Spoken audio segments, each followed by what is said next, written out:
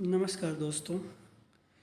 UP TET 2026 के लिए बाल विकास एवं शिक्षण शास्त्र महत्वपूर्ण योगदान है और उसमें जो पेपर बनेगा, इस पेपर में जो क्वेश्चन आएंगे बाल विकास से संबंधित, उन्हीं क्वेश्चनों को लेकर हम आपके बीच में आए हैं। या यूपी टेट हो या विभिन्न स्टेट की जो टेट परीक्षाएं होती हैं, उसमें बाल विकास एवं शिक्षण शास्त्र जो क्वेश्चन आते हैं, उन्हीं को लेकर आपके बीच हम उपस्थित हैं और जो आपको परीक्षा में मदद करेगा।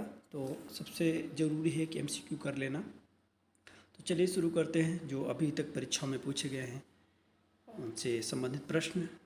बाल विकास का ये पहला प्रश्न है, बाल विकास का आशय है। तो बाल विकास का आशय है शारीरिक, मानसिक, सामाजिक, भावनात्मक परिवर्तन। ऑप्शन नंबर सी सही।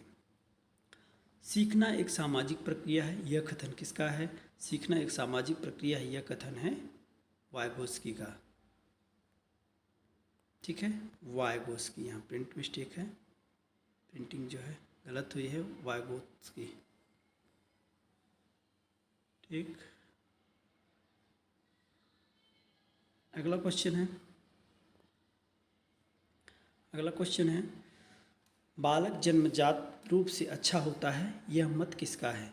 तो बालक जन्मजात से अच्छा होता है, यह मत जो है रूसो का है। रूसो का है। ठीक है, सॉरी बी नहीं, बी होगा ऑप्शन। ठीक है, ऑप्शन नंबर बी, ये रूसो का मत है।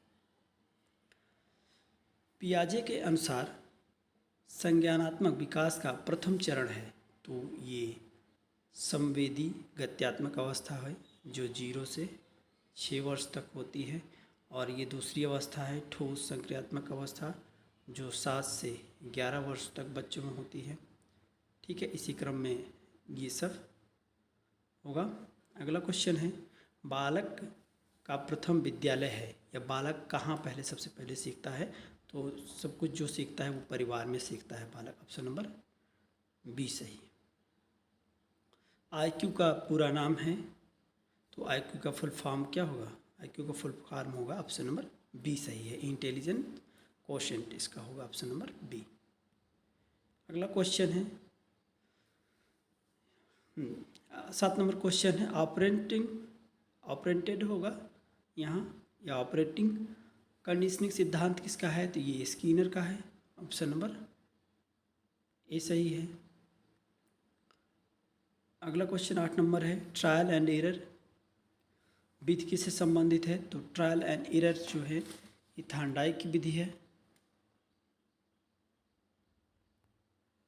अगला क्वेश्चन है पियाजे के अनुसार ठोस संक्रियात्मक अवस्था आती है, तो ये 7 से 11 वर्ष की अवस्था होती है। 7 से 11 वर्ष की अवस्था।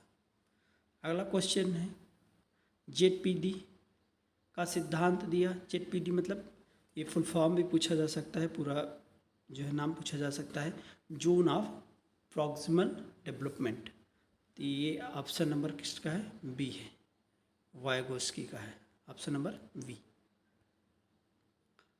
बी ऑप्शन नंबर है। तो वाइगोस्की यहाँ हर जगह गलत है, तो वाई रहेगा, वाइगोस्की रहेगा।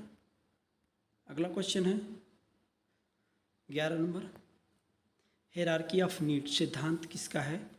तो ये मैस्लो का है। हायरार्की ऑफ नीड मतलब सोपान, आवश्यकता का सोपान या पदानुक्रम, आवश्यकता का सोपान या पदानुक्रम मैलिनोव्स्की का है, सॉरी मैस्लो का है। अगला क्वेश्चन है 12 नंबर अनुकरण द्वारा अधिगम सिद्धांत किसका है? अनुकरण द्वारा सिद्धांत ये जो दिया है, अधिगम का जो सिद्धांत दिया है, ये दिया है कौन? ये दिया है वाइगोस्की ने दिया है। अगला क्वेश्चन है नैतिक विकास का सिद्धांत दिया। तो नैतिक विकास का सिद्धांत जो दिया था वो कोहलर ने दिया है। अगला क्वेश्चन है शिशु अवस्था में विकास की दिशा जो होती है वो कैसे होती है? तो ये होती है सिर से पाँव, मतलब सिफेलोकैडल होती है, ऑप्शन नंबर ए सही है। 15 नंबर क्वेश्चन है सृजनात्मकता क्रिएटिविटी का मुख्य लक्षण है।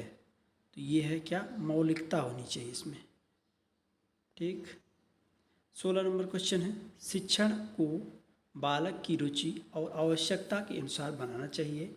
यह किस शिक्षा पद्धति का आधार है? तो ये किस शिक्षा पद्धति क्या है? प्रगतिशील शिक्षा का मुख्य आधार है बालक की क्या रुचि है, क्या आवश्यकता है, उसी के अनुसार जो है पाठ्यक्रम या विषय तैयार किए जाते हैं।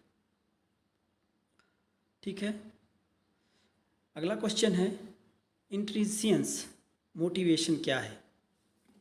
ठीक है, मतलब मूलभूत जो प्रेरणा क्या है? तो ये होगा रुचि, आंतरिक रुचि के अनुसार जो सीखता है वो प्रेरणा मिलती है। ठीक है, अगला क्वेश्चन है 18 नंबर, प्ले वे मेथड किसका है या प्रतिपादित किया? किसने प्रतिपादित किया? तो फ्रॉबेल ने प्रतिपादित किया था। ऑप्शन नंबर बी सही है। 19 नंबर क्वेश्चन है, संज्ञानात्मक विकास का सिद्धांत दिया। तो संज्ञानात्मक सिद्धांत जो दिया वो है पियाजे का है, बहुत फेमस सिद्धांत है, बहुत परीक्षा में पूछा जाता है। अगला क्वेश्चन है, बाल अपराध का प्रमुख कारण क्या है? तो बाल अपराध का जो प्रमुख कारण है परिवार का विघटन। ठीक है, अगला क्वेश्चन है, बाल मनोविज्ञान का पिता कहा जाता है, किसे कहा जाता है बाल मनोविज्ञान का पिता?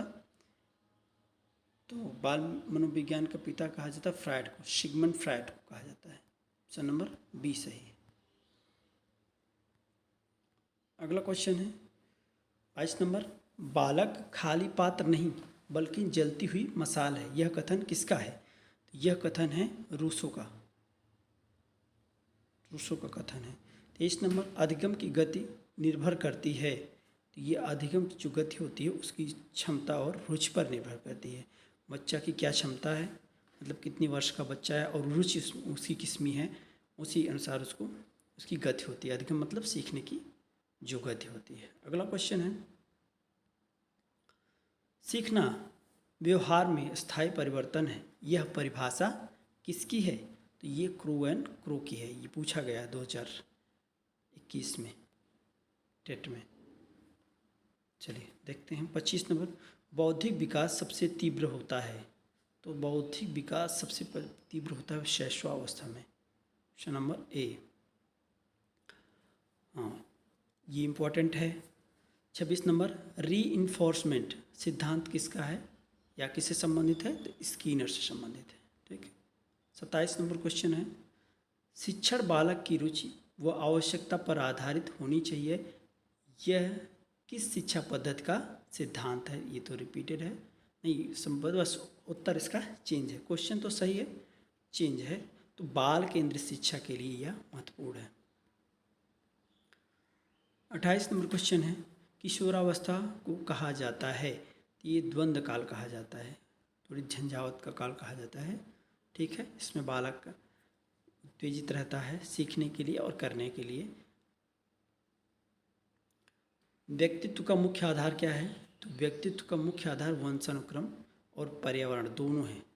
व्यक्तित्व में जो निखार आता है वो पारिवारिक माहौल के ही ऊपर डिपेंड करता है। अंतिम क्वेश्चन है, बाल विकास का सामान्य क्रम क्या है? तो बाल विकास का जो सामान्य क्रम है वो है शारीरिक, मानसिक और सामाजिक। ठीक है, तो आज जो है बाल विकास में 30 क्वेश्चन थे जो पूरे हुए। मिलते हैं अगले वीडियो में, तब तक के लिए धन्यवाद।